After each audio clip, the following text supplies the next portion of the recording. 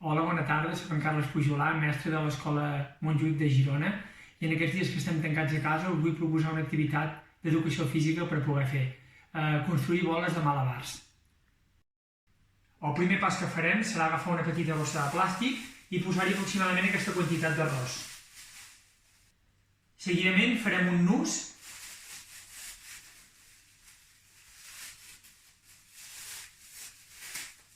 i tallarem el que sobra de la bossa.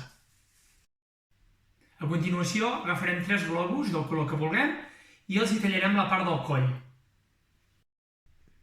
Una vegada tallat el coll del globus, agafarem la part restant i posarem la bossa d'arròs a dintre ben posada.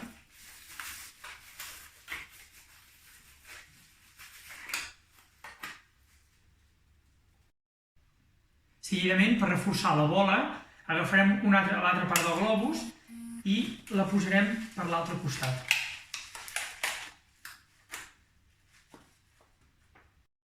I si voleu, ho podem reforçar amb un tercer globus, perquè com més reforçada estigui la bola, millor anirà i més segura serà.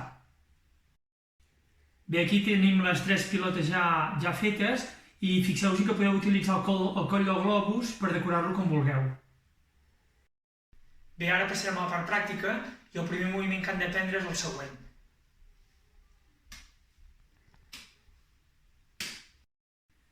Bé, el segon moviment que fareu, que ja és un pèl més complicat, és, seguint l'exemple que he posat abans de la primera pilota, quan aquesta ens arribi a l'altra mà, abans que ens arribi, tirar la segona. Us ho ensenyo.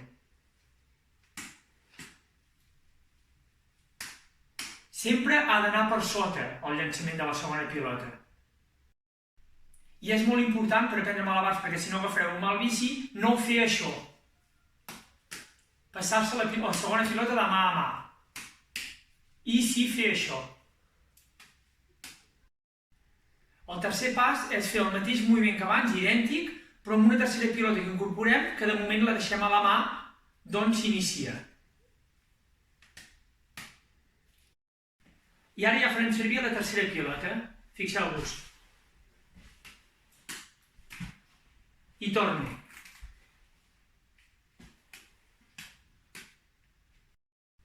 Hi ha 2 claus molt importants. Una, no passar-se la pilota de mà a mà, i l'altra, agafar bé la pilota que baixa per poder seguir fent malabars.